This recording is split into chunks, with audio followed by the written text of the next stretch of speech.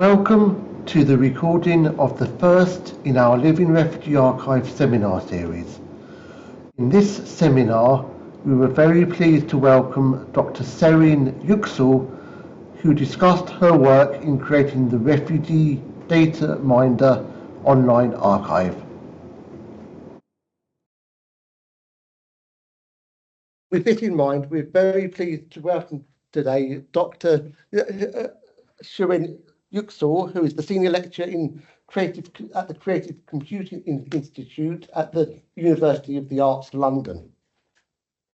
So also leads on is also course leader for the MA course in Internet Equalities, and it is a former student here on our postgraduate MA in Refugee Studies, and we're very pleased to reckon that Professor Georgia Donner here as well, from who's led on that course and also a member of our CMRB. Before joining academia in 2019, Ceren pursued a career as a humanitarian professional for 15 years, primarily working at the United Nations High Commission for Refugees. In this seminar, Ceren will be discussing her work in creating the Refugee Data Minder digital archive. This archive draws upon experiences of working within the UNHCR system. The rationale for the archive's creation is primarily focused on the gaps indicated between in international law and the actual experiences of refugees in the sort of media representations of the United Nations High Commission for Refugees. This seminar would explore how digital media technologies, guided by the principles of digital humanities scholarship, can be utilised to identify and address instances of rights violations committed through UNHCR's direct and indirect actions of omission. This seminar will include a presentation by Ms. Ceren, lovely to have you here, and will be followed by a Q&A session where you'll be able to ask any questions about the project. We would also like to take this opportunity to thank Yasmin Fansday for kindly agreeing to allow her film to be shown during this session, and also for taking the opportunity to join us here today. So without further ado, I'll hand you over to Ceren for her presentation. Thank you. Well, thank you for this amazing introduction. I cannot imagine a better place than UEL to start talking about this archive. It's my first time. I finished my master's degree here 13 years ago with Georgia. And also being with you, Paul, today feels like a bit being starstruck, because your contribution to the field with Living Refugee Archive is important, is unique, is needed, but it also directly inspired how I approached as a newbie, as a new archivist, to my work as well. So thank you so much. Thank you. I'll have to be seated so that our online participants can hear me. So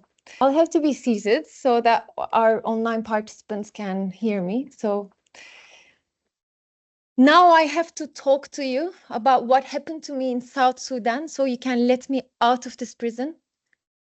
I saw people and children die that night. 3 people committed suicide since we were thrown in this prison like animals. One was a close friend. How are you going to interview him now to determine whether or not he's a refugee? UNHCR did not have to wait that long. People did not have to die for you to come listen to us. These words were spoken to me by a forcibly displaced person from the south of Sudan 18 years ago in an Egyptian prison in Cairo. It was in early 2006, right after one of the darkest incidents in UNHCR's history. His anonymous name is Ajok. Like Paul said, my name is Ceren, and I'm here today as a scholar, as an archivist. But at that time, I was a 26-year-old caseworker working at the United Nations High Commission for Refugees, processing asylum applications. The south and the north of Sudan, still one unified country, had signed a comprehensive peace agreement in early 2005. And it was after a long, like 20-year-long civil war. Around 2,000 demonstrators started parking in Mustafa Mahmud Park, near our office in Cairo, because they protested the decision that UNHCR stopped all refugee status determinations from newcomers from the south of Sudan. So UNHCR shut down all its services and office doors. Security measures were doubled around the building. And all communication channels with the protesters, who were referred to as thugs and illegal migrants by senior management in some of the all-staff meetings, were eventually cut. Being unable to register with UNHCR, people couldn't exercise their rights to education, employment, healthcare, but most importantly, they remained at risk of detention and deportation in the absence of legal documentation that proved their right to stay in the country. On the last working day of the year, on the 30th of December, senior management announced that, well, they said, Happy New Year. Wish you all a prosperous Happy New Year. And they announced at the same meeting that some people could die because the Egyptian government had instructed the police to enter the park that night, and they did. And many people died. 627 people were detained. Many children disappeared. And I spent the first month or so in 2006 visiting 3 Egyptian prisons together with a team to determine whether or not among those 627 detainees were refugees or not. Eventually, UNHCR issued a press release to confirm how saddened they were with the incident. Ajok and everyone else was released. In the 15 years that followed, I moved from local casework to regional and global roles, and I witnessed firsthand how the evolution of technology did shape the possibilities of humanitarian communication and narratives, with a flurry of images and photos and interactive dashboards and statistical tools. But what haunted me was the missing data sets of people who were killed that night. How many of them were children? Did they need international protection, even though there was an ongoing peace discussions between the South and the North after the agreement? Most important of all, what was the responsibility of UNHCR? Would it and did it happen again? There was never any interactive map or photo with answers to these questions. In mid-2021, I left UNHCR to explore how digital media technologies can be used to identify and address the information gap between the intent of the international refugee law and what actually transpires in actual real life. And what I'm going to share with you is Refugee Data Minder, the archive of counter-narratives, which is the result of that doctoral research. It's been online for a year, and I've never had the courage to talk about it. So I am slightly, admittedly, more than slightly nervous, but it is time and it's necessary, and it's overdue, not just for a year, 18 years that are owed to people that were killed at Mustafa Mahmud and who survived Mustafa Mahmud.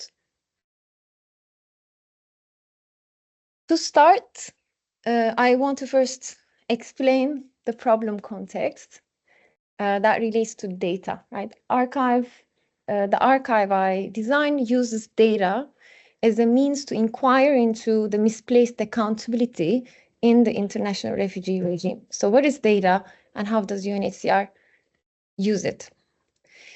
As most of you here in the seminar, you are studying, I assume you are studying, you're doing your master's at refugee studies, but I will just say it for some online participants who may not be aware of what UNHCR is and what it does. UNHCR is the agency which manages refugee policy and programs across the globe, mostly playing a state substitution role when national governments are unable to do so. Meaning, rather than supervising the implementation of the law, UNHCR becomes responsible for every aspect of refugees' lives, from the moment they cross an international border, from education, health, refugee status determination, until all durable solutions are realized. And that is all within the governing framework of different rights and freedoms enlisted in the law. As the point of departure in this information gap, I take the moment individuals enter into a pseudo-citizenship relation with UNHCR in offline humanitarian action.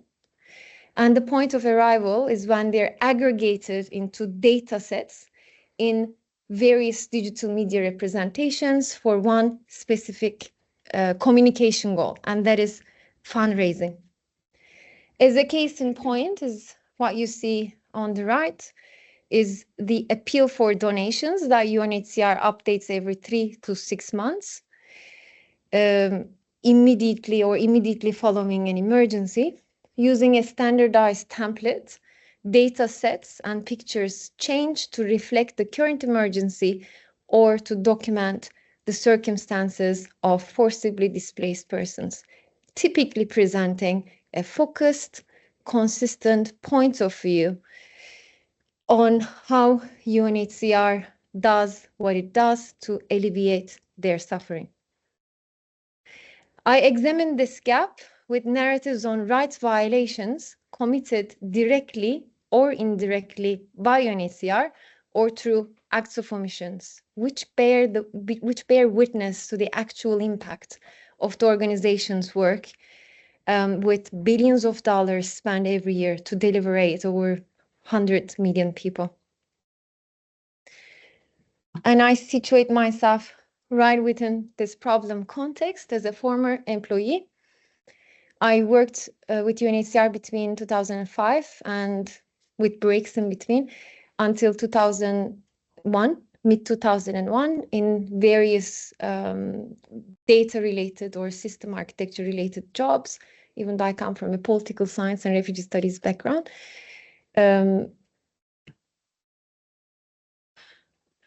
As I ask, how can an autoethnographic approach, drawing from my past professional and lived experience as a former employee, contribute to understanding of this information gap? What are the systemic biases behind UNHCR's data? And how can digital media technologies be utilized to identify, document, and address this gap? You can never address every single issue or right violation in this gap, but how can we imagine of a tool to do that? Were my research questions.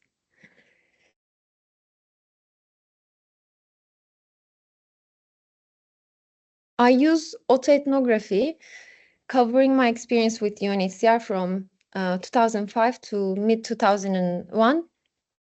I worked in 9 or 10 operations across 3 regions as an international professional, mostly with data. But before I describe what autoethnography is and how I used it as a methodology, I would like to share a story, one of the many stories I use to turn my experience into a witness account. In 2019, when I received a link to this documentary you see, and Yasmin is the journalist, and I believe the producer is also online. I received the link to this documentary, Caching on Crisis, the Refugee Eye Scan Experiment. And the subject title read, Find a Picture. Picture needed. Refugees are being educated on their rights. It's 12 minutes, right? So let's just watch it together and then we'll talk about it. Blocked like animals, literally tossed in the middle of the desert. These children, women, men. Think of all the people that partook actually for these people to end up here. People that are making money off it.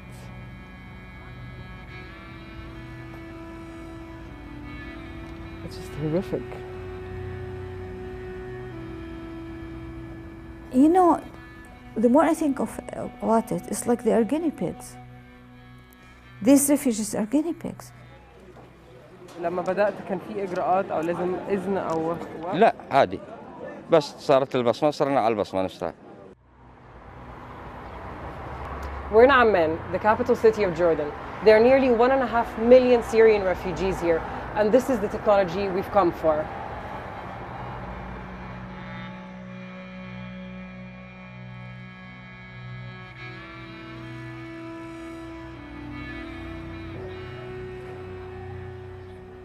What's incredible is that 1/3 of the Jordanian population are non-citizens. This is mainly due to the high number of refugees that Jordan takes in.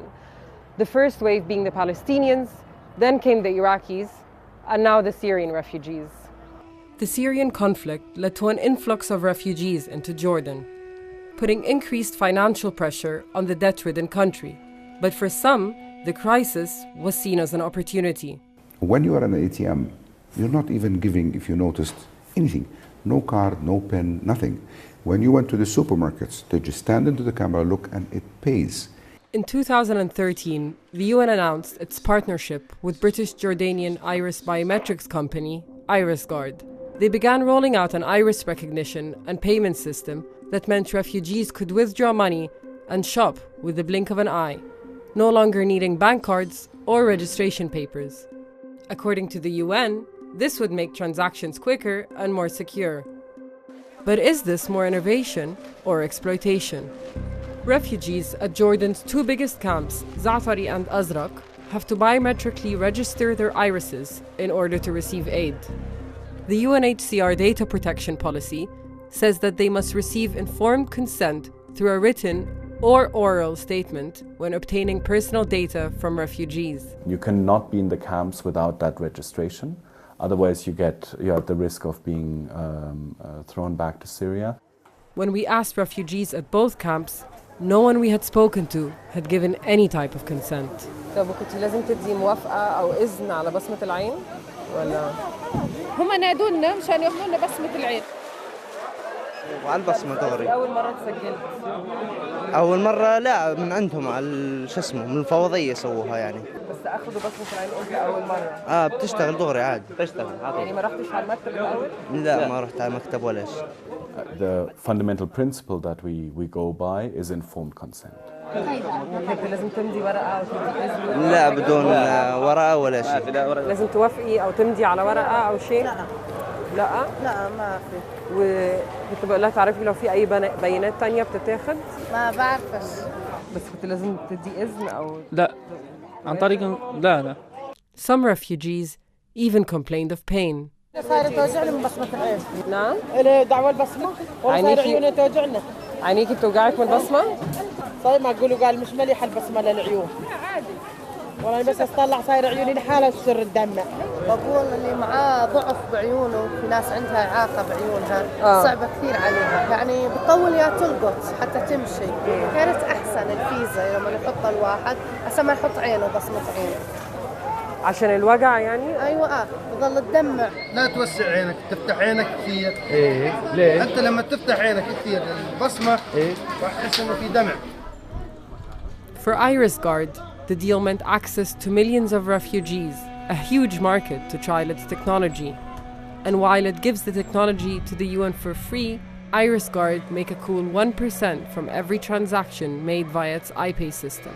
which could explain why bankers Goldman Sachs recently invested an undisclosed sum in IrisGuard. I mean, it's quite grim standing here in Al-Azraq refugee camp with this sign right here behind me, because you've got companies like Goldman Sachs making undisclosed deals with IrisGuard, who are in charge of processing refugees' transactions. IrisGuard is co-founded by one of Jordan's wealthiest families, including ex-US Ambassador Karim Kawar.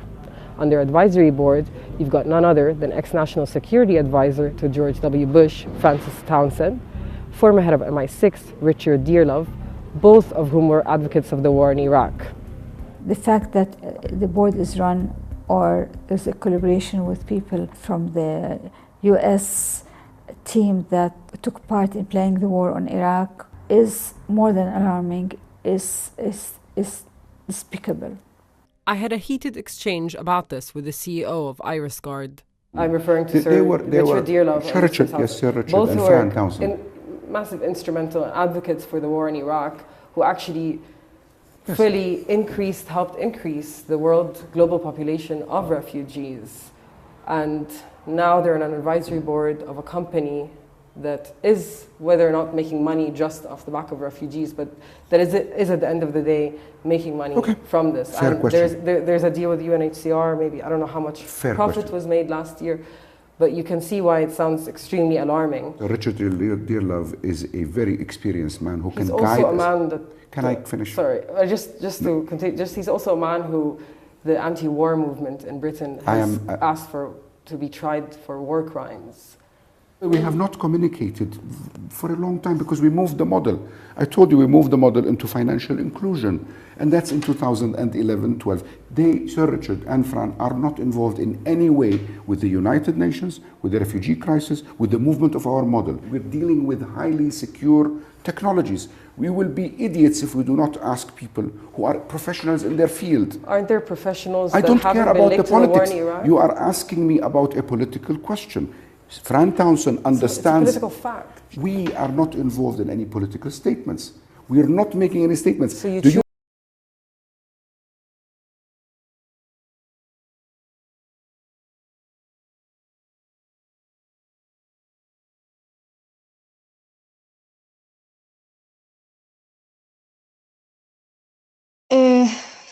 For those of you who are online, basically the documentary raises significant allegations about the IrisGuard technology, data privacy breaches, financial exploitation linked to the partnership between the company that owns the technology and Goldman Sachs, making 1% profit out of every transaction, 2 board of advisors being ex-criminals who started the war in Iraq.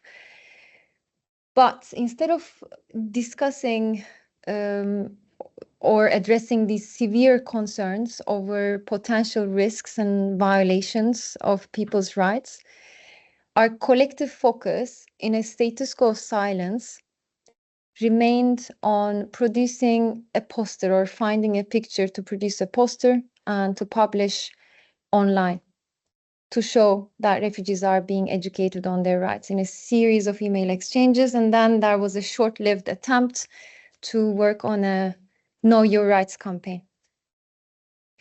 As a UNHCR staff, I didn't only gain experience in how to speak data, how to teach data, and make sense of my work through data, but I also gain experience in navigating the blur between my witnessing of rights violations and what UNHCR represented publicly.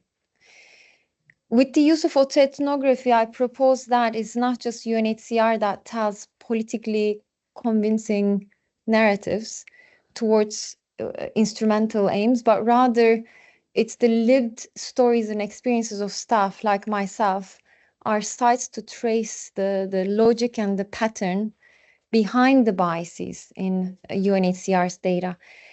So I describe and give way to more nuanced notions of the who and the what and where and how of the data, from one head, data collection, to the other, dissemination, with all the hierarchies, classifications, and power dynamics that make data production possible.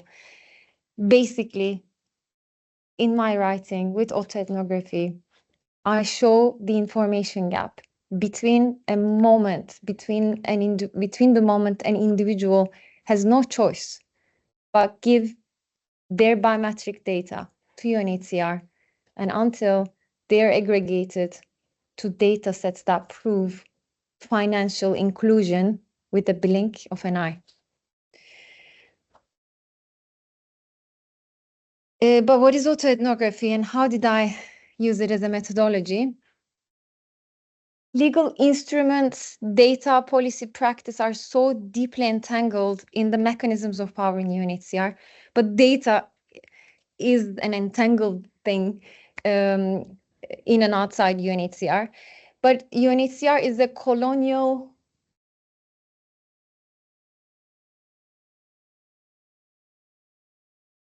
Okay, right, sorry. Let's I think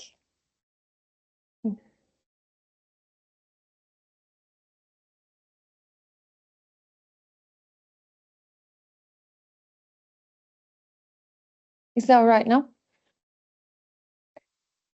UNHCR is a colonial paternalistic institution. It was set up in colonial times and is still financed by the West. But I'm a byproduct of this organization, so I didn't want to build a scholarly practice that replicates the structures that I'm questioning in UNHCR with yet another practice in scholarship. Autoethnography originates in social sciences in 1980s with an attempt to tackle the triple crisis in academia: authorship, objectivity, neutrality, but it's very much a field agnostic approach. Indeed, it's super interdisciplinary because you're constantly asking, how do I know what I know?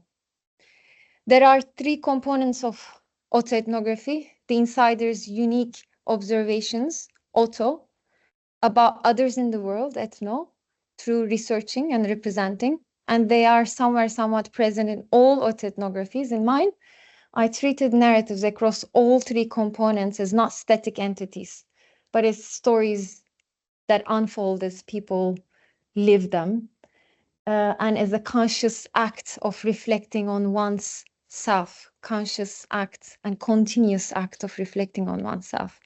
So with auto, I reflect on my many times with UNHCR where my confusion and ignorance, anger took over, but I didn't know what to call it at the time.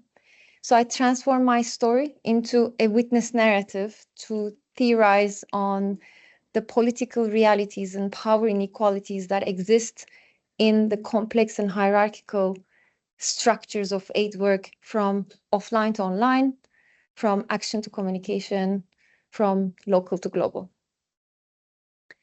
The framework of my analysis draws from scholarship in digital humanities, data science, critical media, and critical data studies to reveal how the lived realities of individuals under UNHCR's care at the intersection of their race, nationality, gender, LGBTQI+, are excluded from what is considered to be objective truth and normative truth produced by UNHCR through data.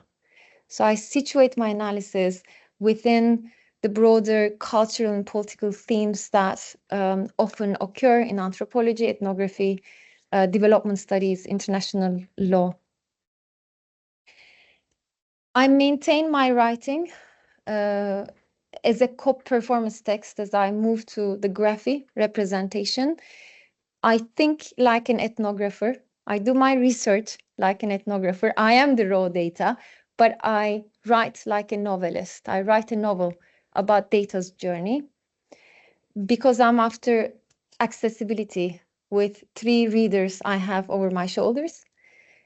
As I write, I want UNHCR staff to take a step back from their commitment to authorized interpretations in UNHCR, relate and find their own meaning in what they read, and and imagine a different way of thinking about their story and their witness account. I want fellow researchers to relate to an extremely difficult conceptualizing of the self during the research process, which is only a small part of their research participants' lives. So, if at all, exist in the correspondingly complex cultural, political, and social environments within their own narratives. As for the wider audience in public, I want anyone without any prior knowledge, expert knowledge, but interest on the topic to access, understand, question what is not immediately available for their view. Instead of defaulting to data collection with participants from UNHCR, a process that would have potentially replicated the biases I seek to analyze in my autoethnography, I conducted semi-structured interviews with research participants, and the interviews were governed by the same questions that I answered in my research on systemic biases across the three core elements of data: processes, systems, and people. The indexing of the archive emerged from the sampling of these diverse data sets in an Excel database of testimonials, with our combined professional experience in UNHCR totaling 133 years, 49 countries, and spanning 5 regions. So I'm going to explain the indexing method that emerged from just an Excel to what the archive became today. In a way, the audience of my co-performance text also became the viewers of the archive for a different witnessing to emerge from local to global, and depending on who's viewing it. So what are the systemic biases in behind the UNHCR's information gap? There are 3 core elements that constitute data: systems, people, and processes. To be specific, the international law acts as the foundation that informs data-related processes in UNHCR, and systems serve as the infrastructure that stores, that collates and analyzes these data. And people are at the center, either as the data subjects or people that operate these systems and interpret law and make sense of the data through that are recorded in those multiple systems. So they build and maintain systems and interpret data outcomes. So I'll say a few things about each. Obviously, I wrote hundreds and hundreds of pages to explain what I'm going to try to explain to you in a few minutes. But basically, UNHCR is above the law. It administers above the national judiciary systems and accountability mechanisms. And the organization's accountability towards the people it serves is entirely assessed through the optics of its finances as part of a yearly country operational planning exercise.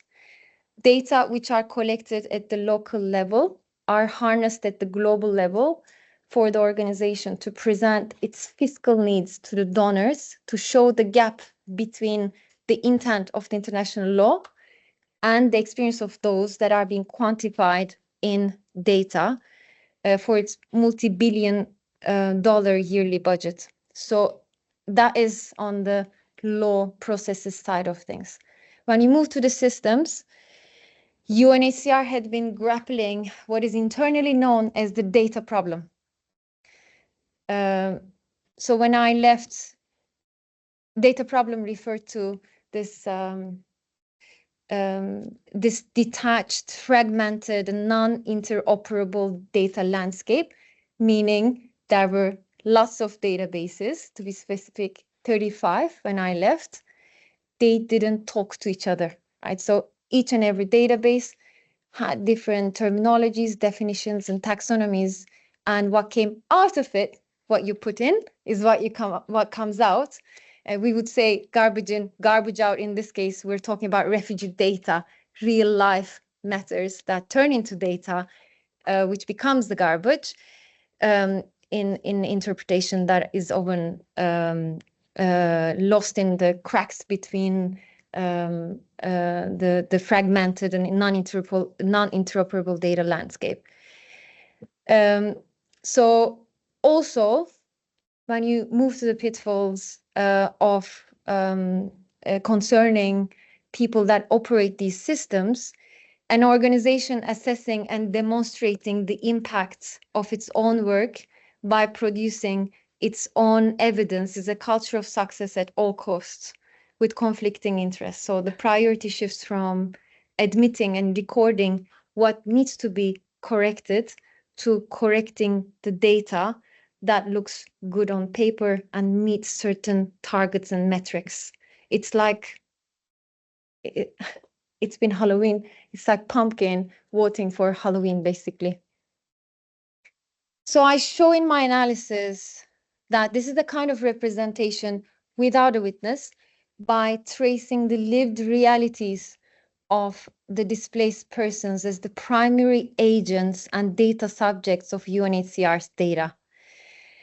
Their experience, they're the witness of their own story in the data, of the data made possible by the affordances of digital media technologies in UNHCR, and collectively by audiences with the data. So it borrows from the traditional media communication, right? We're all witnessing, for example, an ongoing genocide now, like we collectively consume that information through layers of mediation. So when we relate back to data witnessing, which was nailed the first time by Jonathan Gray, so uneven resource distribution and involvement in decision-making processes compounded by a lack of systemic accountability mechanisms prevent people under UNHCR's care to seek remedial action when their rights are violated. UNHCR, functioning in a state of perpetuated fear that the North would withdraw the funding and the South would withdraw their invitation to do direct implementation. UNHCR does not provide a complete picture of the international refugee protection with its own or failures of the governments. And UNHCR mediation of refugees' experience has broader impact than merely shaping how the organization presents its humanitarian communication content to audiences. It also shapes algorithmic visibility around one particular narrative, which starts where it ends with that consistently proves that UNHCR does what it does really well. And you can try to type Iris Guard in Google search or try to converse with it, converse with ChatGPT. You will find the kind of answers that speaks UNHCR's objective truth and the kind of truth that is trained by the overwhelming data that is produced by the institution. The partial and purposive role of data in that loop emerge from internal communication, internal quantification processes that shape how external audiences come to think of it as evidence with documentary value. I explained the complex genealogy of affiliations behind that quantification around the concept of the digital humanitarian. Humanitarians witness, document, and mediate uncertainties in forced displacement context, meaning they build models and make decisions based on their perception and understanding of reality with the use of digital media technologies. The question of witnessing here extends beyond who narrates, what is narrated, what is heard, who's hearing it. It also shapes and conditions the narrative possibilities for humanitarians with the ability to perform any counter-narrative offline and online. Back in 2005, when Mustafa Mahmoud happened, we had 2 data-related jobs. You could only be a registration officer or data management staff. All press releases were saved and kept together in box folders or in someone's desktop, mostly senior management, I would think. I don't know. Records of registration, records of people that were registered with the organization were saved in country-level servers. Fast forward 16 years to 2001, technology and digitization became a strategic asset for UNHCR to produce data with value for money. And then we had an explosion of job titles, competencies, and tools related to data. I was a part of setting up the Global Community of Practice for Data, and before I left, I revised 41 job descriptions that spanned 101 competencies and 45 tools. And some jobs were still being defined around data science, data policy, data protection. And UNHCR had over 60 distinct websites and platforms, and you can access it through archives. Data on IrisGuard is not just digital numbers or digitized photography or video. It is mediated through a series of digital media technologies like photo editing tool and data visualization tools and data analytics tools before and managed by lots of staff that sit at different hierarchies with different roles and responsibilities before the data comes to the interfaces of the users. And that I don't expect you to understand. To be honest, I have to really look at this for about, I think, 10 minutes to regain my knowledge on what I explain here is the history of UNHCR's data practices since the early 2000s, with specific historical events and alterations that have shaped the data landscape, specifically at the intersection of datafication, value extraction, and measurement that I inquire into in my research. So I don't expect you to understand and have a detailed look now, but you can always go back with the QR code and access it on the presentation later. Since Mustafa Mahmoud, UNHCR has accumulated more institutional context, tools, and skills, and people, literate people who, with data elites working for the organization to curate, validate, and disseminate its official narratives. Digital technologies did evolve, but they haven't altered or change the long-standing issues of power and control. They simply operate within them. As technology changes in a dizzying pace, the digital humanitarian will be assigned a new task with new tools and with new coding skills, and will mediate what is fiction and what is real through an abstraction that happens in that digital loop in their affordance. And the structure of this abstraction from local to global, which are built on advanced technologies, make it difficult for the viewers to fully understand or question what they see, or the information gap in these representations. In reality, the true cost of this information gap is on the people that are affected by those injustices. Is actually the change that they have never experienced because there is no visibility. Failure to admit what does not work by those that are involved with the structuring and abstraction of data doesn't only obscure the possibility for change with corrective action, but it also obscures the potential for change with any meaningful reform, not a reaction with a picture that can prove refugees are educated. So as an answer to the final research question, I designed an archive to bring visibility to what needs to change within this information gap. And I want to finally show you the archive. This is the archival interface. I am going to click and I can access it. Okay, so 1 second.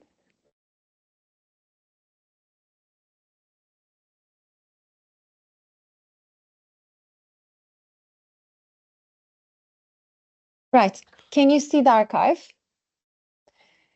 So this is the interface. Great.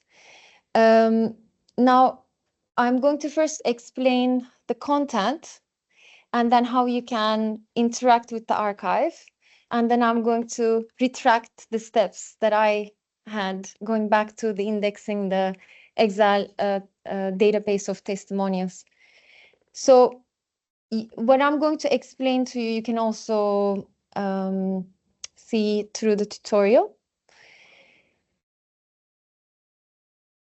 All these information boxes are connected to each other, right? So, but I'm going to take you through them one by one.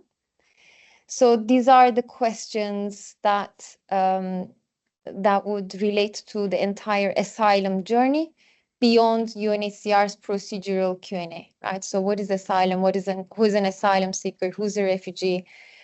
How do I register with UNHCR? Why do I have to register? Why do I have to give my biometric?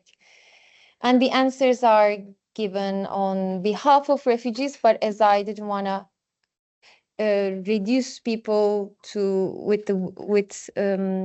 reduce them to subjects of data, or invite the viewers to see another point of view. I still wrote the answers from their vintage point of view, to remind all of us that do the speaking on their behalf, that it's not about us in UNHCR and academia, is the questions that they have never perhaps asked or never had the answers for.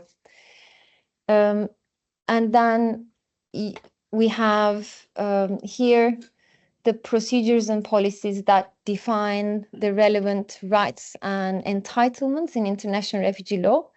You can access all the actual sources of information by clicking on the link. So that applies to all information boxes. So here we have on the left official data published by UNHCR in different types of publications like statistics, donor reporting, web stories, and others. So this is the baseline to compare with what the testimonies propose. Counter narratives are anonymous staff testimonials, except mine, and scholarship with critical analysis of the issue of the issue that we're concerned with.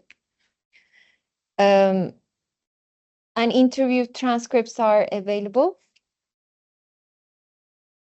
The full text is available, but it's an extract from the interview transcript. So I didn't want to do the analysis, and it's an open source for the viewers to also come up with their own sort of selection, but do see the choices that I made as well as an archivist in my own bias and subjectivity.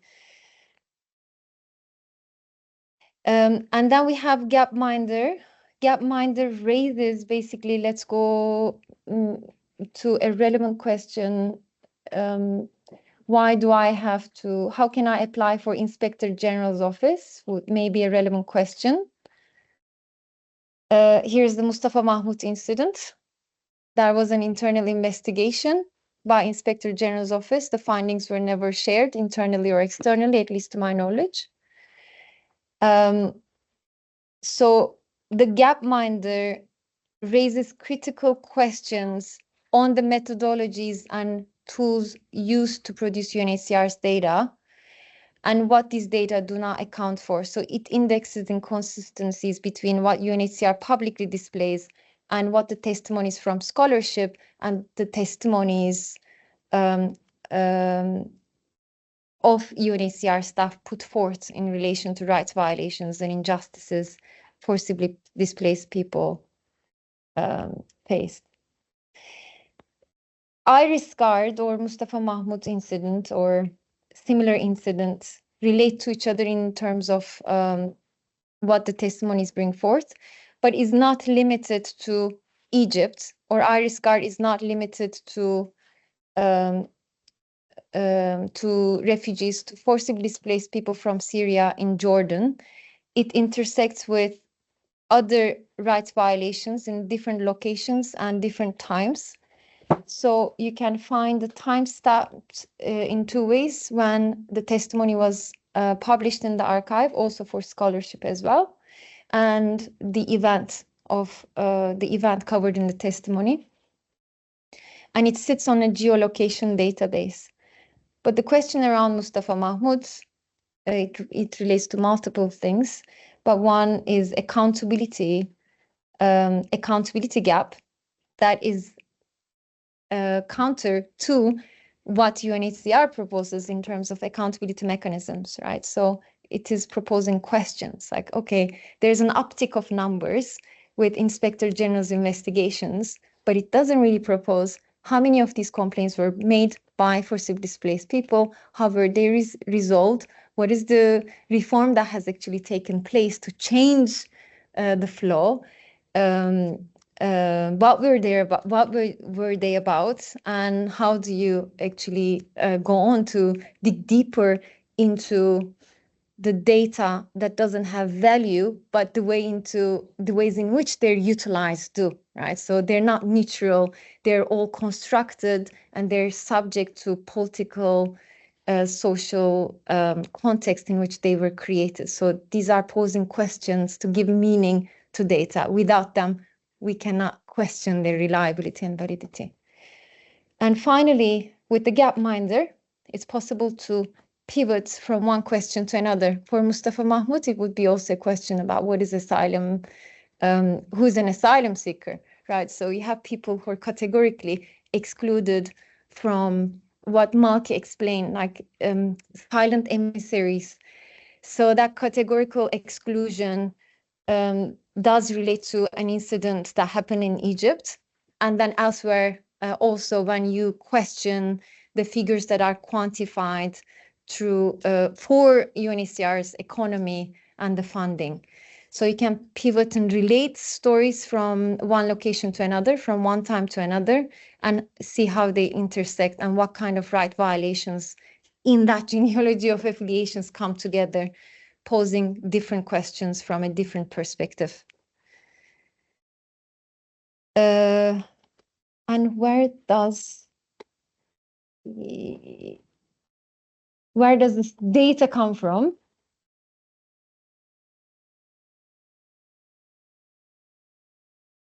Okay, this does not move.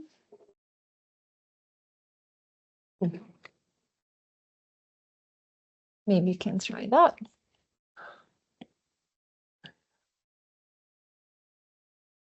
I want to go to the folder, main folder.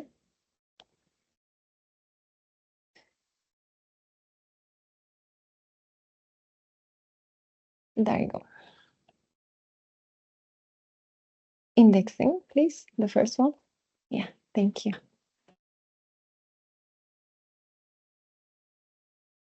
Okay. Okay, with technical limitations, you cannot see how big this Excel database is, but there are lots of columns. Basically, you can think of it like a tree. There's a question, and then publications, and when they were published, and the specific rights violations that have come forth in different testimonies, and in my own reflections come through. I may have explained it like an easy flow, but when I was living in the story of Iris Guard, I didn't think of it as a narrative. I thought of it as my truth. So the reflections and the construction, even though I was specialized in data, the construction of data story around that was this complicated process that began with basically free writing on lots of memories coming together, taking extracts from the interviews and placing them in an Excel sheet. But Excel has a flat structure, right? So you cannot connect, yes, you cannot connect different publications to different questions. You cannot connect the Iris Guard story to the same stories that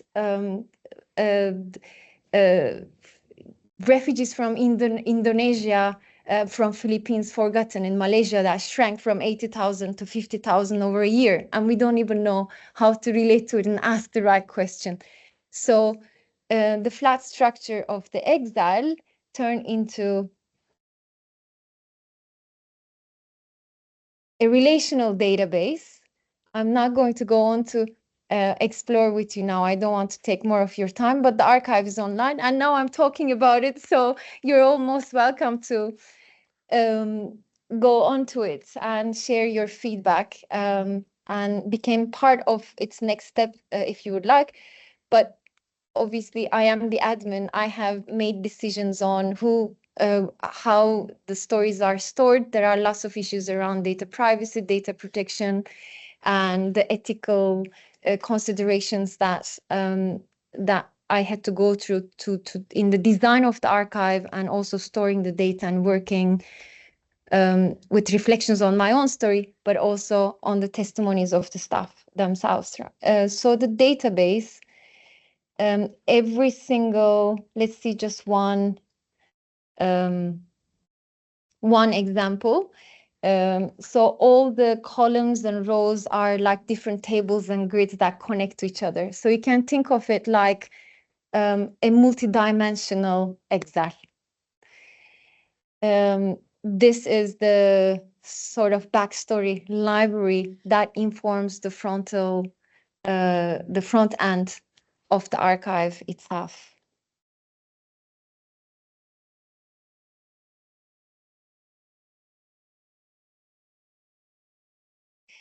And the archive initiates a unique invitation for each unique viewer that have different responsibilities in relation to forcibly displaced people, right? But basically for scholars and UNHCR staff to recognize the necessity to generate knowledge and address the misplaced accountability in UNHCR in refugee protection with the new mode of thinking through data and deinstitutionalized data, and ask what else data could do and who else data could serve. Both, I would say, in both institutions. As for the archive, these pathways may be materialized in the future, but it's not the work of a lone architect.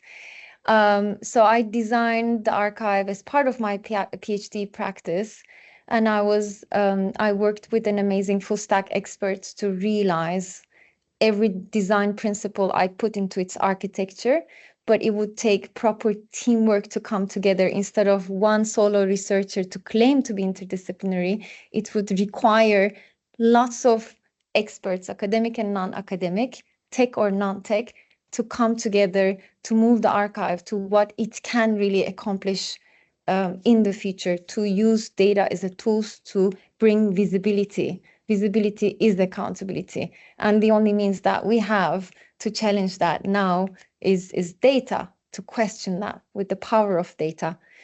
I'm not going to go into the details of what the archive could become in the future, but just in a nutshell, what I have manually updated into the archive and revised in terms of rights and international law can be automated. It would be possible to bring in all service provisions, and there isn't such a thing. Like, you go to Jordan, where do I go? What kind of documentation do I need? What time does Caritas open and close, right? Basic information for the use of people who are forcibly displaced. And eventually classify, summarize, link, and collect diverse and siloed academic content, scholarship in academia. And obviously I'm part of it now, gladly, but it does suffer from its own limitations because it's fragmented and it's not accessible in so many ways. It could be either that here we speak to each other with an expert-specific language as much as we would like to be understood, then we're abstracting real life that people go through, real harms, and then we're abstracting it in a language that we can only relate to, and then put it in high access library shelves. So that is the very gap. And bringing and collating academic evidence and testimonies would be also a very important step. And then quantification of UNHCR's quantification of the actual gap in the data would be possible to move from what it is. Now it's a soft system. When you have not enough quantitative data, or it's not consistent, then you work with qualitative information to bring in that soft element. So it can actually move to become a tool that shows the gaps in the data, but it would require AI specialists, data scientists, legal experts, and anthropologists, and ethnographers, and archivists. I was all of these, but none of it at the same time, right? So we would need a proper interdisciplinary team to make it work. And in terms of scholarship, I was less interested in autoethnography and tell it as a story of mine, but more my interest was in finding a new qualitative medium that creates different meanings and doesn't create epistemic violence. And I joined the ranks of scholarship that looks interpretation as the key aspects of life and research, and also pose again and again what else data could do, who else data could serve, other than those that publish the research.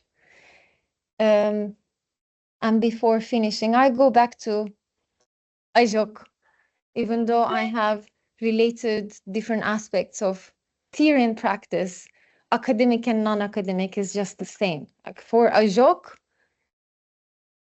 life is not ethnography, it's not anthropology, it's not a legal case. Or he doesn't care if it's the government or UNHCR that violates his rights. For him, is life as is. So it is really important to remember when we think about our research, because I'm assuming I'm talking to lovely researchers and academic theorists, to really think about ethics beyond do no harm paradigm that exists now, but how can we respect the agency of those we study, and how can we be relevant? Because theory without practice lacks meaning, but practice without theory lacks direction. So it's really important to think about the future, what the future can bring with scholarship. For me as well, is to think around those and expand that, and always respect what we hear and listen in different ways. Thank you. No,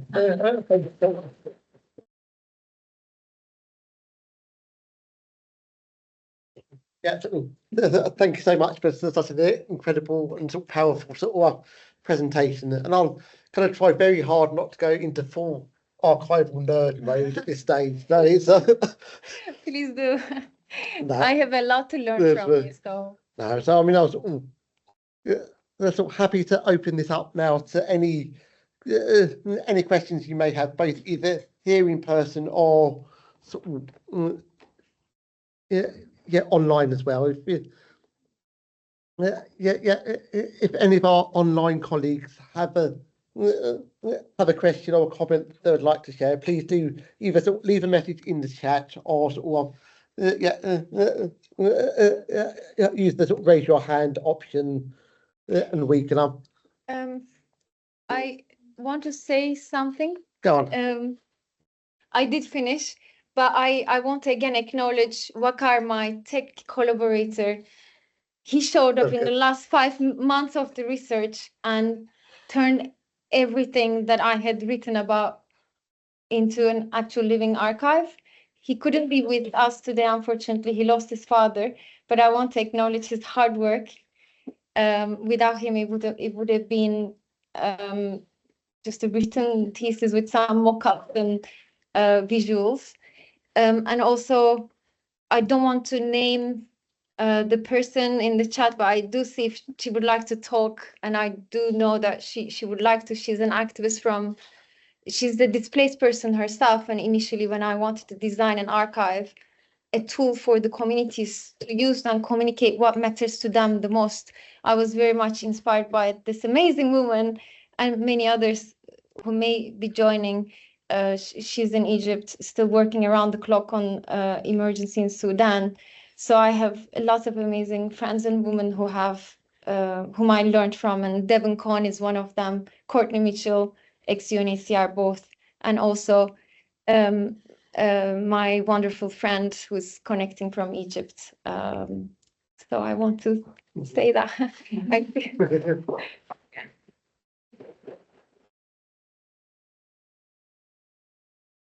Yes, so please, if there's any questions.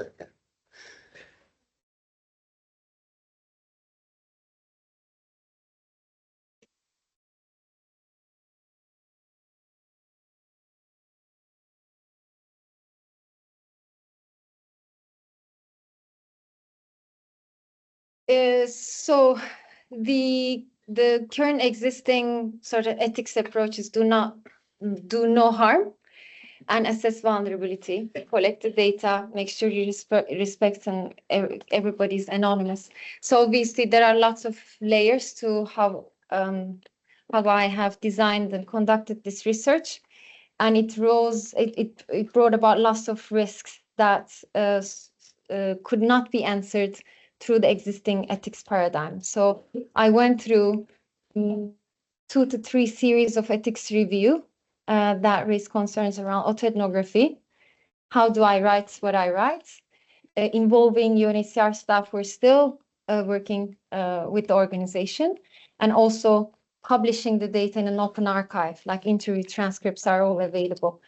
But the ethics is sort of the consideration that I had to take every step, and in every sort of element, the brick that brought the methodology together. So I didn't single out anyone in my research. And I didn't write about anything that I couldn't prove. So I went through years of archival history that I have, meeting notes and emails, to make sense of my own memory. But I haven't singled out anybody. I haven't shared any confidential information. I just theorized the biases in UNHCR's data. And there's no breach of privacy and no confidential information involving the participants. So they have been aware of my intention to understand this information gap and do something about it. They've been involved in the entire process, knowing how their data are used and what is it used for. Obviously, it required more than de-anonymization, because removing locations in some instances and titles, and any information that may relate not to another person but to the whole community. So it had to be carefully communicated. And finally, they had the right to withdraw at any point their transcripts. And if you do read the interviews, I'm not just stepping out and asking, have you witnessed any rights violations? Just like I wasn't aware of my own agency and witnessing. So I tackled my own witnessing as well, like courtroom witnessing, to disown that blur. So my questions are very much around the processes, people, and systems. So they come to actually communicate that crack in what actually transpires in real life. And the most important of it all is to redirect autoethnography. The I am here is to erase itself. Isn't to talk about the self, but it is to rechange and redirect the methodology, not to put yourself as a researcher in a higher place than the people that you're looking at. So I have redirected the research from building an archive, building a tool that would, together with the communities, it would just have been an empty signifier of participation. So I redirected the research to inquire into my own witnessing and the biases that I created as part of the system, and that instead of just defaulting to which I could have comfortably done within the current ethics paradigm, do collect the data, anonymize and come back. But life is a little more complicated than that. So it would have been ethically ticked, but it would not have been ethical. So that is quickly that. Yeah, but it took lots of 56 additional questions other than what I had to answer through the standard ethics process, meetings with insurance company, and answering questions around defamation and whistleblowing, and even thinking about those also when I inquired into my own research design again and again. So that was it. Thank you. Okay, we have a we have a question. Yeah.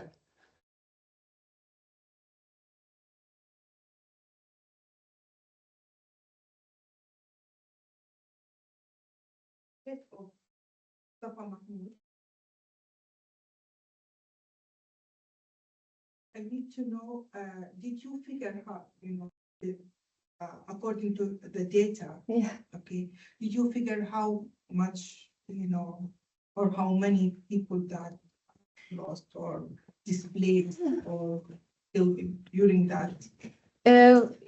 Only through external publications, then it's also in the archive. It's Forced Migration Review, what was issued by AUC, American University in Cairo, what Barbara Hale-Bond at the time set up. So there was a report issued by AUC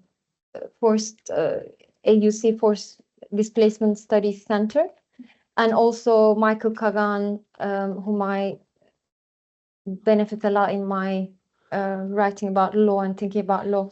So both, to my knowledge, did write about the subject. So 621 number didn't come from UNHCR or from what I knew at the time. So I knew as much as I could tell you, which was that, passing by every day in front of the park, people protesting, camping. But what I can tell you, that UNHCR did know that the Egyptian police was going to enter the park and likelihood of people dying. So Ajok didn't have to wait that long.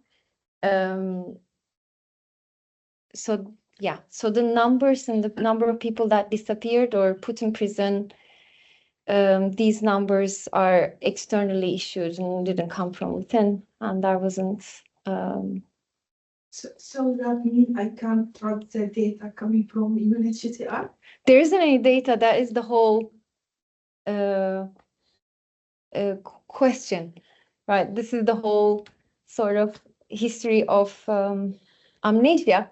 So all the reports or all the around the incident were issued by external parties. So any kind of report that may have been possible was the Inspector General's Office report that was conducted after the incident, but it's never published. So you wouldn't find, what I try to also explain now and also in my research is that very gap, right? So failure to admit, but it works with evidential value of data on the kind of data that you would like to collect. So this wasn't the kind of data, but I don't know what was happening at the time, if this data was internally available or not. I don't know. But it's not publicly available. So you go UNHCR archives, search for Mustafa Mahmoud, you wouldn't find anything. Okay, so we have a question online, from Devon. How did you make the choice to go from working in the field with UNHCR to academia and looking at the data in this interesting and important way? How did that happen? Yeah. For the first, I began my PhD in 2019, and my intention was to work initially on a tool that communities could use to communicate what matters to them the most. But then I enjoyed the free space of interpretation in research, doing my research. And after 2 years, I couldn't move further than that to just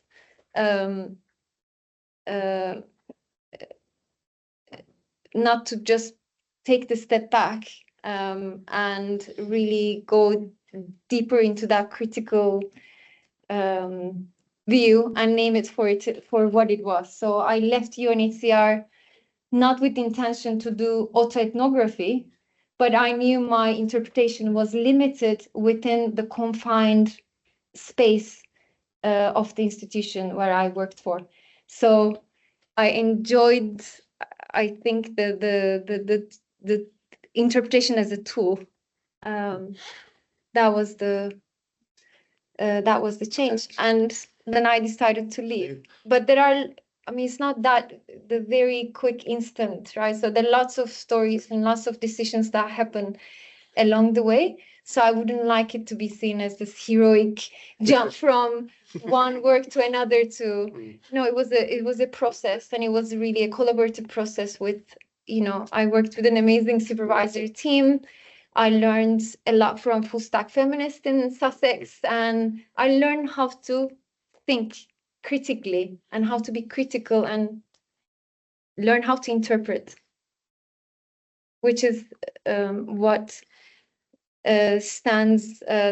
separates academia from UNHCR. There is epistemic violence in both institutions, which are both colonial, but academics can work with interpretation as a tool to free themselves from that violent space. And that's how. Yeah. Yes, we have a. Yes. Well, first, just to commend the interesting, brave, and very necessary work that you've done on this project. Inspiring. My question is around the issue of accessibility. This main work centered around the place. Yeah. I assume that them being able to access the tool, so a large factor. Yeah. So there's quite a significant challenge in internet accessibility, right? Around around different refugee camps and places where it's Yeah. So are there intentions in the future to transition towards some form of offline database, maybe like a USFT platform, something along the lines that would provide access to people that are having. I think of access not so much through physical, what we think of internet or technology as this physical infrastructure. Do you have a mobile phone or not? Do you have internet or not? But then there are the less tangible structures of access, knowledge, integration, to be able to explain and understand how stories or omissions are made as data travels from offline to online. So I think before even we can come to think of that, that would be very important research and thinking around how to work with communities as equal co-designers and not just anti-signifier of participation. So the next steps, the most crucial next step would be to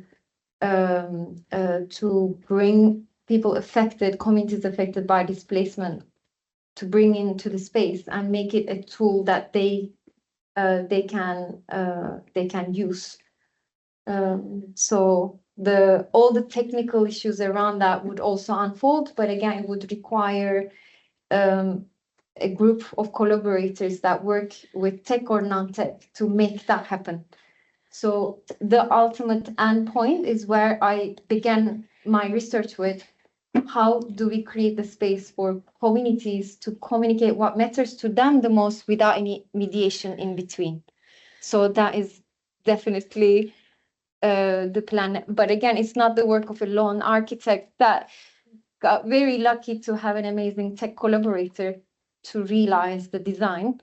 It would require a big group of experts to come together to move it together as a team. And that's partially why I built the courage to come talk to you today. Yeah, so, oh yes, go on. So, based on the lack of data, and then guardian advocate, does that mean that there was no follow-up after they were released? And how does the UNHCR stop it from being numbers and make it more about the people? So I don't want to speak on behalf of UNHCR, but maybe I can comment on the question with an answer that would suggest that as I do talk about my former profession now, reflecting on my past, I would like to move away from this UNHCR or any other institution that has the power to organize data as this monolithic colonial institutions, and by extension, all humanitarian organizations are colonial. Organizations are not colonial, but people who work in them are, and they operate in these colonial legacies. So how can we question anything around that? So that complexity, how that happens, and that's why I wanted to show Yasmin's video and my reaction to it. I didn't necessarily think of what I was doing as part of disinformation or misinformation. It is a large institution with over 20,000 people working in 530 plus locations with different roles, sitting at different hierarchies, with different authority, different kind of knowledge. So only tackling one part of the problem. So it's not that holistically UNHCR sits together and then tries to shut down Mustafa Mahmoud in a way that data are not collected. But within this large distribution of responsibility, it is possible for individual staff to divorce themselves out of the harmful outcomes that can have an impact, harmful impacts on people. And it becomes really difficult to point at someone for responsibility.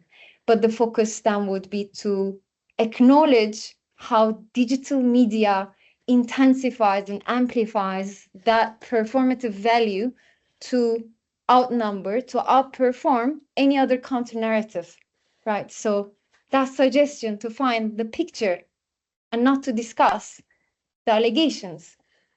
Is it safe? Like how Yasmin finishes the documentary, still even talking about it. I was there in Jordan. I was sitting in that office where the documentary is shot with Dan, the business analyst of Iris Guard, who is now the head of Global Data Service, right? So did I wonder any of the answers of these questions? Did I wonder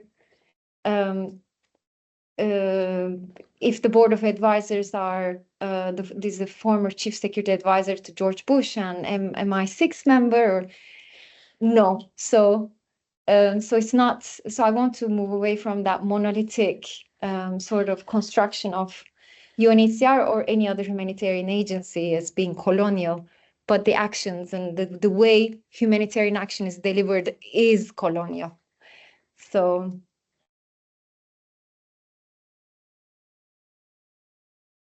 Okay, great. We have one more question that's come in online. Yeah, thank you, Tahar.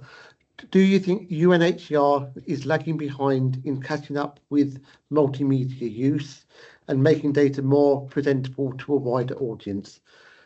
Their page is quite bare bones and detached from the various crises that they cover.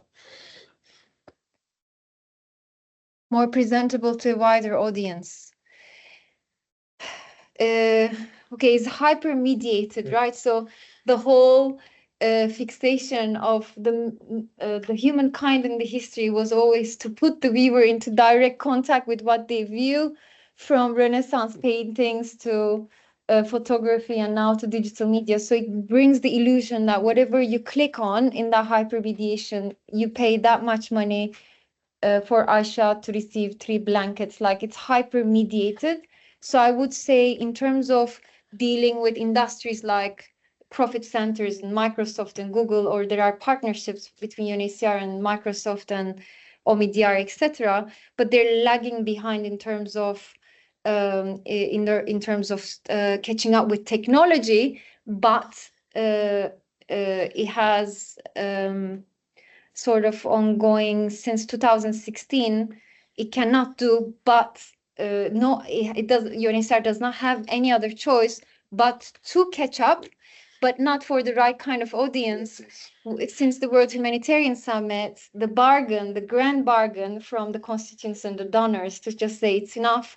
We would like transparency in how the aid is delivered in return for better and more data. So the bargain are refugees, and they should be our primary audience. So since then, the whole sector has been datafied with tools and more visuals and partnership with lots of industries and industry professionals. But availability to making it available would include making the data choices, the tools, and the decisions that are made behind the data available for the audiences to be able to have the literacy to question it. So you would see the key search result function, it's only relatable even for open data source platforms like Data Portal. It is only relating to a technical audience, and it doesn't involve an interactive dialogue, right? So if you are an academic specifically working in data, or maybe in refugee status, you may try to understand what that dashboard says, but not necessarily in the right kind of accessibility. So no, I would say plenty of dashboards. You have lots of people in Global Data Center, as we speak, putting dashboards together, but it's abstract what the audiences should otherwise know to be able to understand the story of the data. So I would say yes or no. Yeah.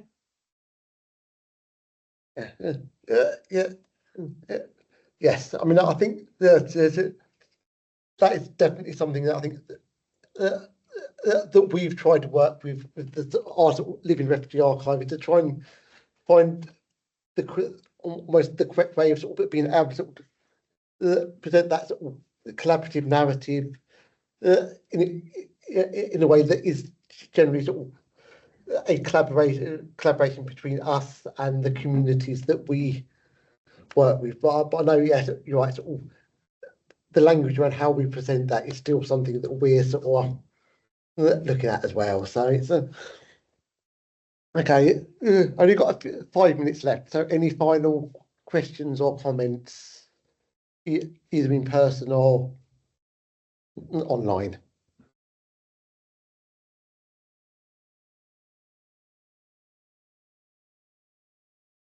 Okay, so I think that's just a thank you. Just to say, thank you so much for sort of taking the time to sort of come and sort of talk with us today. This has been a fantastic sort of presentation, and I think that we all have we all have a lot to take away in there. Thank you, and thank you for Yasin for coming. Thank you. Thank you all, everybody online, for sort of taking the time to sort of to come here today, and to sort of hope that all of the technical issues weren't too much of an issue. So thank you so much, everybody. We can pause the recording.